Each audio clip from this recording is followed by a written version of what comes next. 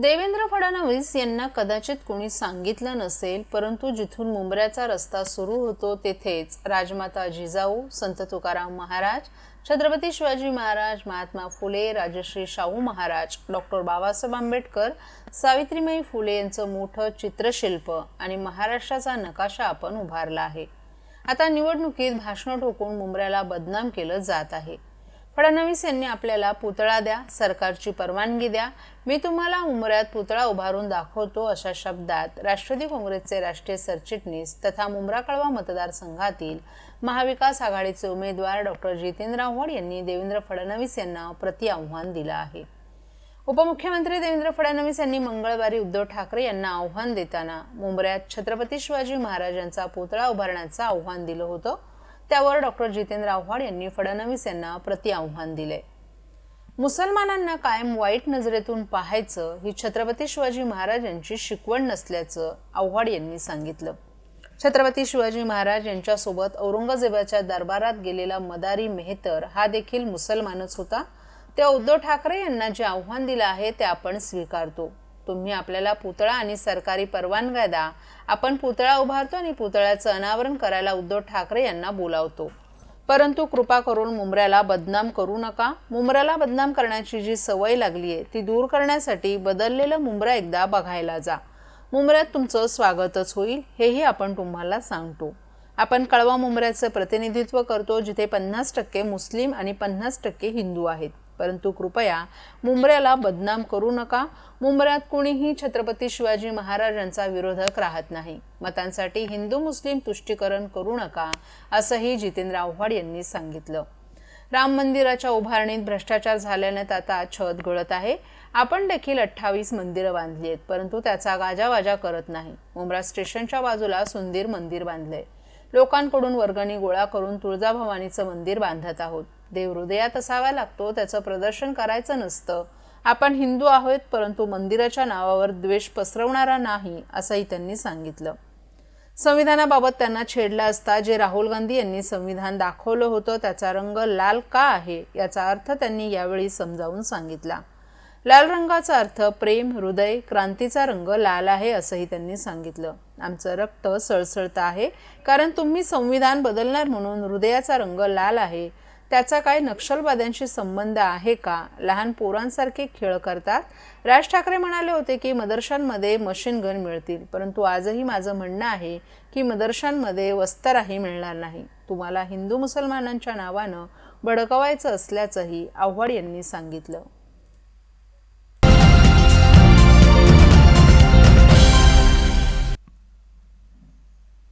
राष्ट्रवादी काँग्रेसचे मुंब्रा कळवा विधानसभा मतदारसंघाचे उमेदवार नजीब मुल्ला यांच्या निवडणूक प्रचारार्थ महायुती आणि घटक पक्षांच्या पदाधिकारी आणि कार्यकर्त्यांनी काल प्रभाग क्रमांक 9 येथून एकत्रित निवडणूक प्रचार रॅलीचं आयोजन केलं होतं. त्याला मतदारांनी उत्स्फूर्त प्रतिसाद दिला.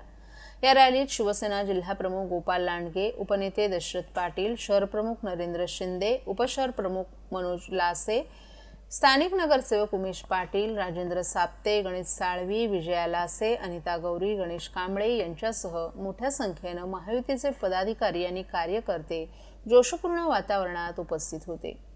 राष्ट्रवादी काँग्रेसचे मुंब्रा कळवा विधानसभा मतदारसंघाचे उमेदवार नजीब मुल्ला यांच्या निवडणूक प्रचाराची रॅलीची सुरुवात खारेगाव नाका येथून शिवसेना उपनेते दशरथ पाटील यांच्या हस्ते प्रचाराचा नारळ फोडून करण्यात आली. यावेळी फटाक्यांची जोरदार आतिषबाजी करण्यात आली. तसंच महायुतीच्या कार्यकर्त्यांनी नजीब मुल्ला यांच्या विजयाच्या जोरदार घोषणाही दिल्या. खारेगाव नाका, पाखाडी नाका, हिरादेवी मंदिर, आझाद चौक, होळीमाता चौक, मनोज लासे जनसंपर्क कार्यालय, विठ्ठल मंदिर, केशव हाईट्स, आदर्श Parsik Mitra Mandal, Nandanvan homes, nature glory, Reliance market, Vastu Anand society, राजपार्क society या मार्गावरून रॅली जाऊन चावडाई मंदिर येथे नजीब मुल्ला यांच्या निवडणूक प्रचार रॅलीचा समारोप करत महायुतीच्या कार्यकर्त्यांनी जोरदार शक्तीप्रदर्शन केलं. मुंब्रा कळवा विधानसभा मतदारसंघातून नजीब मुल्ला यांना विजयी करून नजीब मुल्ला यांच्या विजयाची भेट शिवसेना मुख्य नेते, राज्याचे मुख्यमंत्री एकनाथ शिंदे यांना महायुतीचे कार्यकर्ते देणार आहेत, असा आशादायी उद्गार राष्ट्रवादी काँग्रेसचे प्रदेश प्रवक्ते, ठाणे व पालघर समन्वयक, ठाणे जिल्हा अध्यक्ष आनंद परांजपे यांनी निवडणूक प्रचार रॅलीबाबत बोलताना काढले.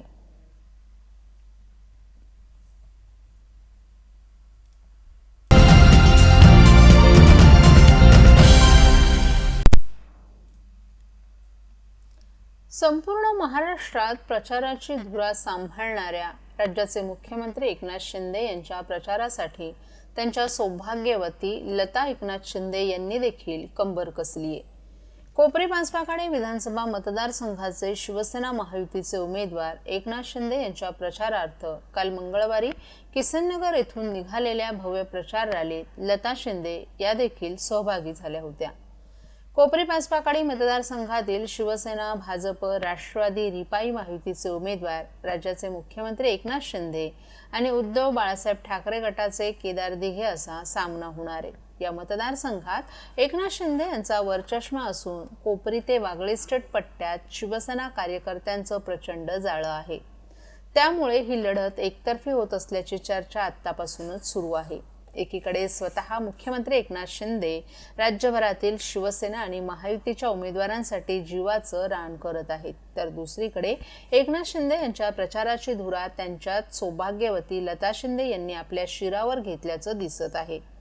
काल किसननगर भागात निघालेल्या प्रचाराच्या रॅलीत लता शिंदे या सहभागी झाल्या होत्या. यावेळी जागोजागी महायुतीचे कार्यकर्ते लता शिंदे यांचा सत्कार आणि स्वागत करतानाही दिसून आले.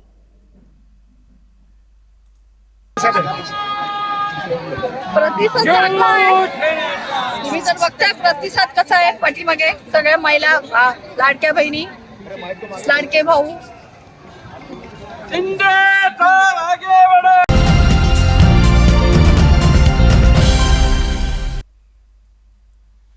ओवळा माजिवडा विधानसभा मतदारसंघात चौथ्यांदा शिवसेना, भाजप, राष्ट्रवादी काँग्रेस, रिपाई आणि मित्रपक्षाचे अधिकृत उमेदवार प्रताप सरनाईक यांच्या प्रचाराचा शुभारंभ वर्तकनगर नाका येथील हनुमान मंदिरापासून करण्यात आला.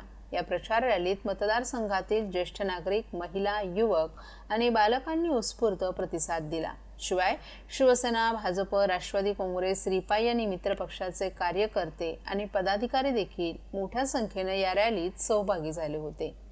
ही प्रचार रॅली वर्तकनगर नाका पोलीस चौकीपासून सुरू होऊन हनुमान मंदिर, लोकमान्य टिळक हॉस्पिटल, शंकर मंदिर, डवलेनगर मैदान आणि विविध ठिकाणी भ्रमण करत स्थानिक नागरिकांच्या आशीर्वादाने उत्साहात संपन्न झाली.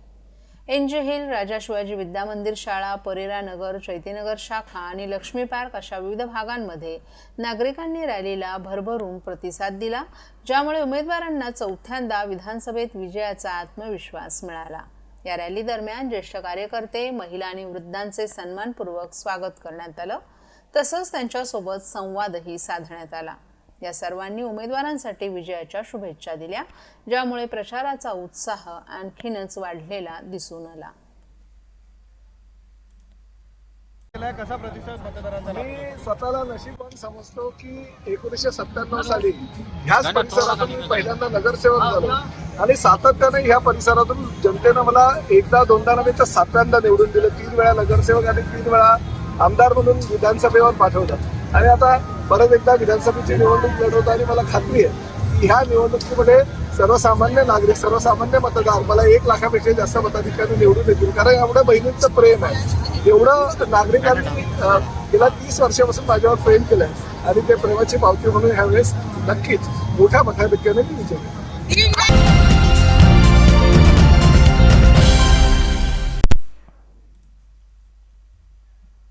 आत्मनिर्भर आणि पूर्ण विकसित महाराष्ट्र बनवण्यासाठी राज्यात महायुतीला साथ द्या, असं आवाहन मुंबईचे माजी पोलीस आयुक्त, माजी केंद्रीय मंत्री सत्यपाल सिंग यांनी केलं आहे. आज ठाण्यातील भाजप मीडिया सेंटरमध्ये पत्रकार परिषदेत ते बोलत होते. यावेळी भाजप ठाणे शहर जिल्हा अध्यक्ष संजय वाघोले, प्रदेश प्रवक्ते सागर भदे, शरद पुरोहित आणि कमलेश आचार्य आदीही उपस्थित होते. देशाच्या पंतप्रधानपदी नरेंद्र मोदी जेव्हापासून आले तेव्हापासून देशातून आतंकवाद जवळपास संपलाय. गेल्या 10 वर्षात सबका साथ सबका विकास हे सूत्र अवलंबून देशाला प्रगतीच्या वाटेवर नेलं आहे. किंबहुना गुलामगिरीची सारी चिन्ह नष्ट करून देशाला 2047 पर्यंत आत्मनिर्भर भारत बनवून संपूर्ण जगात भारताचा सन्मान वाढवण्याचा निर्धार नरेंद्र मोदी यांनी केलाय. एकीकडे जात, धर्म, भाषा आणि प्रांतांच्या नावे विरोधक ध्रुवीकरण करून समाजात वादंग निर्माण करत आहेत, तर दुसरीकडे तुष्टीकरण न करता भाजप सर्वांना समान न्याय देत आहे. मोदी सरकारने लोकांना आस्थेचा मार्ग दाखवला तर काँग्रेसनं प्रभू श्रीराम आणि श्रीकृष्ण यांच्यावरच आक्षेप नोंदवल्याची आठवण सत्यपाल सिंग यांनी करून दिली. केंद्रानं देशातील 80 कोटी जनतेला मोफत शिधा देण्याबरोबरच विविध योजना यशस्वीपणे राबवल्या तरी लोकसभेच्या वेळेस महाविकास आघाडीनं फेक नरेटिव्ह पसरवून यश मिळवलं. परंतु आता आघाडीच्या या खोट्यात पर्दाफाश झाला असून लोक आता त्यांच्या बतावणीला भुलणार नाहीत, कारण जनतेला विकास हवा आहे. राज्यात भाजप महायुती सरकारनं लाडकी बहीण योजना असो वा गरीब कल्याणांच्या अन्य योजनांच्या माध्यमातून महिलांचा सन्मान केलाय. महाराष्ट्रात 850 कोटी सायबर क्राईमच्या सुरक्षेसाठी तरतूद केली आहे. तेव्हा आत्मनिर्भर आणि पूर्ण विकसित महाराष्ट्र बनवण्यासाठी महायुतीला साथ द्या असं आवाहन सत्यपाल सिंग यांनी यावेळी केलं.